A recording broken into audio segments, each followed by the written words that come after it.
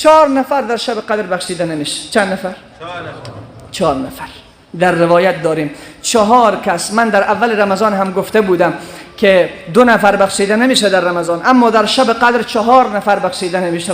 یک کسی که مدمن و خمرین دائمی شراب نوش است، توبه نکرده، خداوند ما شما را نجات بده. و عزیزانی که در شراب عادت دارند، دعا کنیم که الله رب العزت و الجلال با برکت این روز مبارک اونها را توفیق بدهد که دیگر لب به شراب نزنند.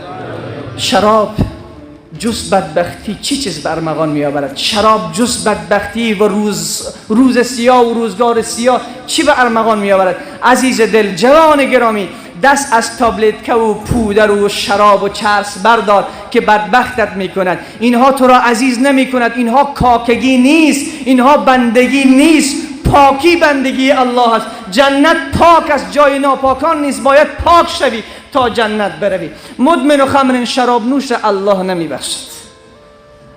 دوم و عاق، کسی که پدر و مادر آزار است.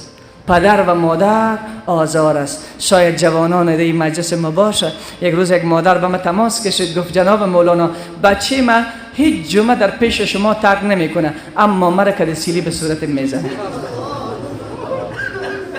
تو برای چی آمدی جوان در این مجلس که پدر جان و مادر جانی که سبب وجود من تو در این دنیا شده؟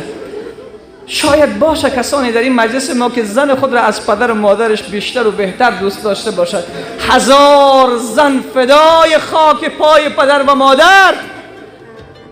پدر و مادر حق زن در جای خود محفوظ است، اما پدر و مادر در هیچ چمن از چمنزارهای دنیا دیگر نمی روید. تو می توانی زن دیگر بگیری، می توانی دیگر بگیری، اما پدر و مادر دیگر پیدا می شوند. قدر پدر و مادر را بدان. قدر پدر و مادر را بدان. بسیاری ها هستن ماه مبارک رمضان 15 روز روزه گرفتن، شاید هنوز با مادر خود خفه باشن، شاید هنوز با پدر خود قطع ارتباط داشته باشند، شاید از پدرشان خوششان نیاید. بعضی ها به من تماس میکشن، میگه جناب مولانا ما از پدر خود بیزار هستیم، آن قدر بد اخلاق است، آن قدر زشتخو است که خانه ما را برهم زده. عزیز من، جوان گرامی، پدر تو زخمی شده توسط تیر شیطان. اون پدر مهربان اگر تو مریض شوی چقدر تو را در آغوش کشیده نوازش میدهد. بدانی پدر و مادرت را گناه مریض کرده، پس باید نوازشش بدهی. آغوش گرم تو نوازشش بدهد. باید پدر و مادر را دستش را بگیری. اگر تو میخواهی و میگی پدر و مادرم بد اخلاق است، تو به این باور هستی که باید پدر و مادرت به جهنم بسوزد. نه عزیز من، تلاش کن، گریه کن، دستش را ببوس، عذر کن که پدر دست از شراب بردار، پدر دست از بی‌نمازی بردار، نماز بخوان که من نمیخواهم حتی یک موی تو خیانت شود. چی شود که تو به آتش جهنم بسازی؟ آقا اگر توبه نکرده، اگر پدر و مادر از پیشش آزار دیده و هنوز دست بردار نیسته، الله رب العزت و الجلال توبهش قبول میکنه. اما اگر شب قدر توبه نکرده بود، جبریل امین میگوید این شب این مردک بخشیده نمیشد، ولو که به سر عبادت و طاعت باشه. چون تا زمانی که توبه از گناه نکنی چه فایده؟ باید توبه از گناه کرد، چون توبه ها است که اعمال ما را زیبا میگرداند. و دیگر کسی که در این شب قدر بخشیده نمیشد، کسی که با برادر مسلمان خود کینه دارد، با برادر مسلمان خود کینه دارد، با کینه زندگی میکنند. امروز چقدر زیاد هستند اونهایی که با کینه زندگی میکنند.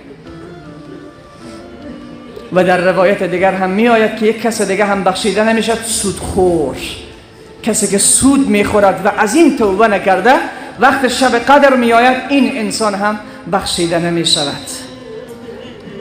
انشالله یک تعهد از صمیم قلب میدیم. پیشتر من گفتم که به من هم دعا کنیم. چند شب قدر داریم ما؟ 5 شب. شب قدر یک شب است. چرا 5 شب؟ چرا الله این رو مخفی گذاشت؟ به ما نگفت که ما تلاش میکردیم همون شب عبادت میکردیم؟ این هم لطف خدا هست که این شب رو مشخص نکرد. چرا امام فخرالدین رازی رحمت الله علیه میفرماید چرا الله شب قدر را مشخص نکرد؟ میگه برای این الله شب قدر را مشخص نکردن به خاطر که اگر شب قدر مشخص می بود، چون بندگان را الله خوب می شناسد، طبیعت بندگان را خوب می شناسد، شاید بنده از بندگان خدا در شب قدر هم به معصیت و گناه مصروف می شدند و می دانستند که این شب قدر است. مثل که ما می دانیم رمضان ماه رحمت و بخشش و مغفرت و توبه و گریه و بازگشت به سمت خداست، ولی هنوز گناه می کنیم، هنوز چشم چرانی، هنوز غیبت، هنوز دروغ، هنوز شاید صدها دروغ در ماه مبارک رمضان یک مسلمان گفته باشد، شاید هنوز کسبکار و تاجر و دکاندار ما دور از خوبای ما باشد، هنوز شاید در معامله خودشان دروغ بگویند، هنوز شاید بگویند 50 افغانی خریدن در حالی که 40 افغانی خریدن، شاید قسم هم بخورن در حالی که میدانند ماه مبارک رمضان است، نباید گناه کرد. اگر شب قدر هم مشخص می بود و یک بنده از بندگان خدا غافل می بود و در شب قدر گناه نافرمانی الله را می کرد، پس تو خودت فکر کن خدا چقدر به خشم می آمد و قسمی که عبادتش اون اندازه فضیلت دارد و گناه شب قدر هم اون اندازه